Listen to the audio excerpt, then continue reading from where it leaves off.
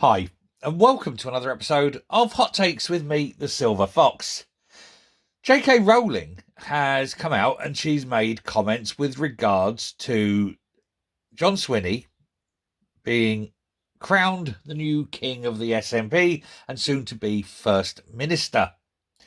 He himself had been asked about whether a man who wears a dress and wants to be called a woman is actually a woman.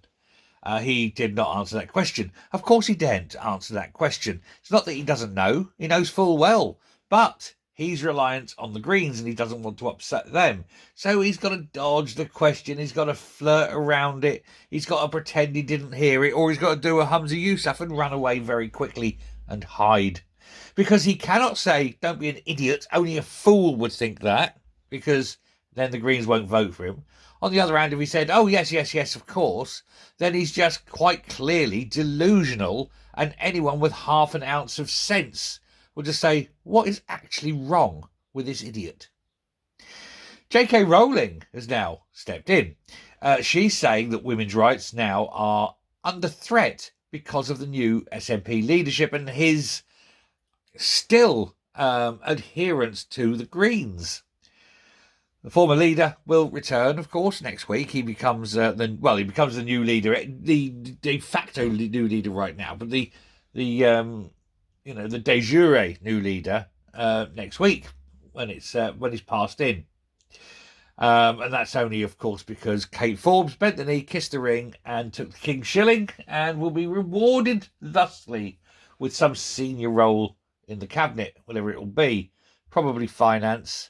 Probably deputy leader, probably the new Shona Robinson, and that's fine. But unless something weird happens and the Greens don't vote for him, Swinney will, of course, become the First Minister. And that is a turnaround from his serial failure from 20 years ago when he was, guilty, handing out privileges, moneyed and well-paid jobs to friends and family. Bit of a dodgy old corrupt wanker, really, isn't it?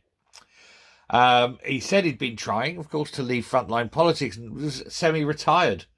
But seems that retirement doesn't sit well when there's lots of public money that you can sit and scoop up like some kind of parasite. But he pitched woo at the SNP. He won the leadership nomination. He then went on because he was unopposed, because the last thing they wanted was a fight, because they don't want to reveal numbers, no other reason. I was looking forward to the fight. I love blood being spilt on the carpet. It's always fun to watch. But he was asked what his views were on this transgender debate.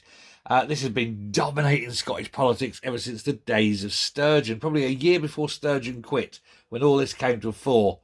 So it's been, 2.5 years now getting on? But he refused to say if he believed trans women were women when he was put on the spot. And, of course, he needs that support of the Greens, and so therefore that's why he won't say yes and or no.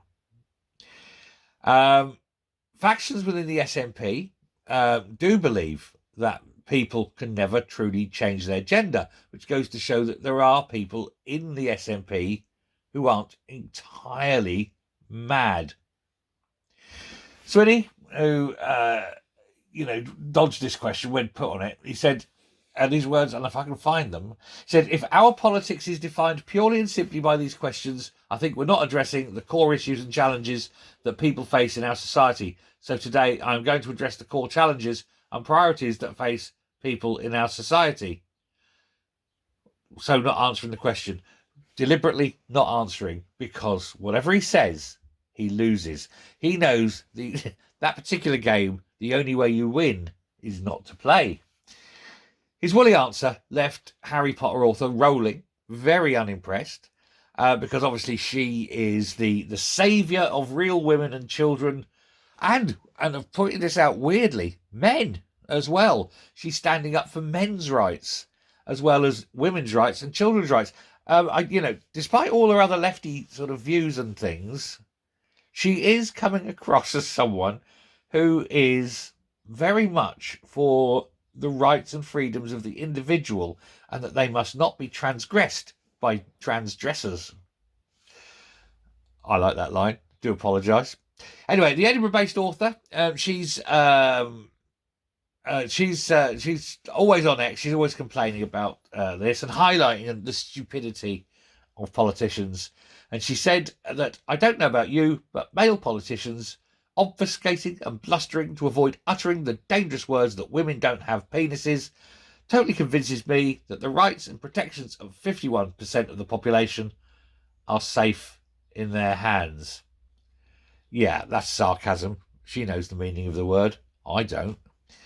Feminist groups and other critics were also unhappy, of course, because they want the answer. They want him to come out and categorically state that men are men, women are women, and a man can never be a woman.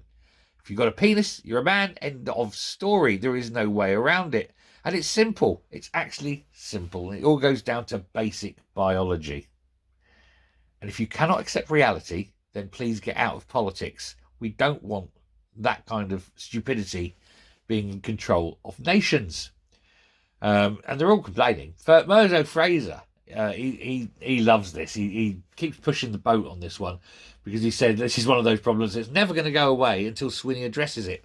And so, of course, I suspect they'll keep bringing it up until he eventually has to answer. But, of course, what's he going to say? He's got no clue what to answer. He's totally out of his depth. Swinney's predecessors, of course, have both been deep in the mire with this one. Sturgeon was heavily criticised when she refused to say if she believed whether the Ara of women, Isla Bryson, Adam Scott, was a biological male. Not Isla Scott, was it? Adam Scott. Adam. Oh, God, it's gone up my head. Anyway, she wouldn't say if he was a biological male or not, and then kept referring to him as him in interviews, and then catching someone going, the Ara of women, the individual, and all that, because couldn't get to say. But here's the thing. He was at one point in a male prison. It would be illegal to put a woman into a male prison, so therefore he must be male. Also, under Scottish law, a woman cannot commit right? And the fact that he was guilty of it meant he's a man. It's not hard. And of course, you've got the Greens, and they're all bonkers and mad. And you got Harvey come out and moaning about the cash report because some weirdo I know who's loud, obnoxious, and calls himself Susan says that report's rubbish. And so therefore, the report has been called into question, despite the fact that it was a professor of paediatric medicine taking 3.5 years to write a near 400-page report based on all the expertise of all the experts that she garnered in order to complete it. But don't worry, some bloke down the road doesn't like it, so therefore it's a dodgy report. What load of shite. This is what we have to deal with in this country. People like Harvey being allowed a say on anything. The trouble is, thrown out of government, and they still have. This government needs to wind up, throw the Greens out, throw them to the dogs, and say, look, do a deal. All you others will do a deal with you. Please, God, go and let me just be FM. Said, and I'll keep the Greens out. How's that? And I'll tell you what, there'll be one or two on the other parties that would back him for it. It's not hard. He only has to ask. Don't write a begging letter. He's not Humza Yousaf. Thanks very much for listening. Take care. Goodbye.